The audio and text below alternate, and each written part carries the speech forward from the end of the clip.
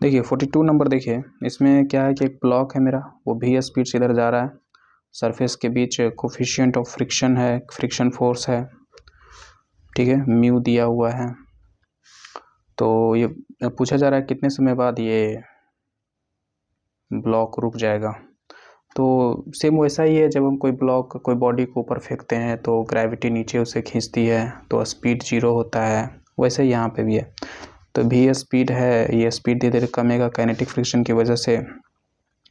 Kinetic friction कितना है, mu, इसका मास नहीं दिया हुआ है, मान लो m है तो म्यू mg, ये मैं आएगा, ठीक है। तो हमें टाइम निकालना है, तो कब वेलोसिटी 0 होगा, तो v बराबर u प्लस at लगा देते हैं।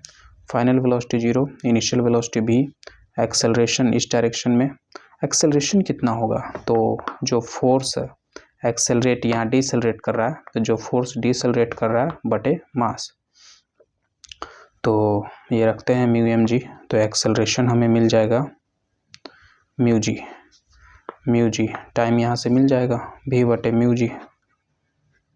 Option D is correct.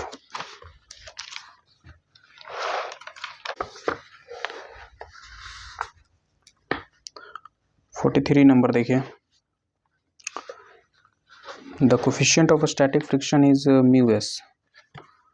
Static friction दिया हुआ है, कोफिशिएंट ऑफ स्टैटिक फ्रिक्शन है between block A and of mass 2 kg। Block A का मास 2 kg है, कुछ ऐसा है, इसका मास 2 kg है, और म्यू एस दिया हुआ है 0.2। पूछा जा रहा है what would be the maximum mass value of B. अच्छा, एक दूसरा ब्लॉक नीचे लटका हुआ है बी, ठीक है, तो इसका क्या मैक्सिमम मास रखें, क्या मैक्सिमम मास हो सकता है, ज़्यादा से ज़्यादा क्या मास हो सकता है ताकि 2 ब्लॉक डू नॉट मूव, ये दोनों ब्लॉक मूव ना करे। Okay, the string and the pulley are assumed to be smooth and, okay ठीक है, तो ये ब्लॉक मूव ना करे। तो इसमें तो न्यूमेरिकल वैल्यू है, तो यहाँ पे कुछ डायमेंशनल एनालिसिस ये सब कुछ कर नहीं सकते, ठीक है। तो चलिए मान लेते हैं ऊपर टेंशन T लग रहा है, नीचे मास mg है, mg की वजह से मास m है तो नीचे mg फोर्स लगेगा, और एक्सेलरेशन नहीं है, एक्सेलरेशन 0 है, इसका मतलब T बराबर mg होना चाहिए, ठीक। और इसमें भी एक्सेलरेशन नहीं है, तो इधर कोई फ्रिक्शन फोर्स लग रहा है, और इधर टेंशन है, और तो ये दोनों बराबर होगा तभी ये एक्सेलरेट नहीं कर रहा है। तो T बराबर फ्रिक्शन फोर्स म्यू एस, और क्या mg लिखना चाहिए, इसका मास 2 kg लिखा हुआ है तो 2g लिखना चाहिए। तो देखिए ये जो म्यू एस 2g किए हैं,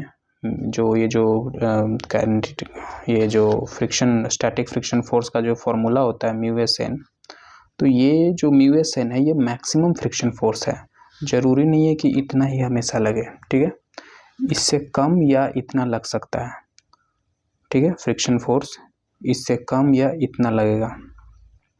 तो जैसे जैसे हम मास बढ़ाएंगे टेंशन बढ़ेगा तो उसको कैंसिल करने के लिए फ्रिक्शन फोर्स भी बढ़ेगा, पर वो कितना तक बढ़ सकता है, इतना तक बढ़ सकता है। तो हम यहाँ पे लिखते हैं कि मेरा फ्रिक्शन फोर्स है इससे कम या इसके बराबर हो सकता है, ये है रेंज लिमिट फ्रिक्शन फोर्स का। अब ये फ्रिक्शन फोर्स टेंशन के बराबर है, तो यहाँ पे हम ये बोल सकते हैं कि टेंशन इसके ऐसा टेंशन के साथ लिख सकते हैं। अब ये टेंशन mg के बीच हम जानते हैं रिलेशन, तो ऐसा लिख सकते हैं यहाँ पे n इज ये n क्या है, नॉर्मल फोर्स 2g हो जाएगा, है ना, 2g, g से g गया, तो m is less than equal to 2 mu S. तो हमसे पूछा गया कि मैक्सिमम m क्या होगा, तो मैक्सिमम से मैक्सिमम 2 म्यू एस हो सकता है, या उससे कम अगर होगा मास का वैल्यू तब ये सिस्टम में एक्सेलरेशन नहीं होगा, ये रेस्ट पे होगा, ठीक है। 2 म्यू एस दिया हुआ 0.2, तो इट विल बी 0.4, तो 0.4 kg, option D is correct.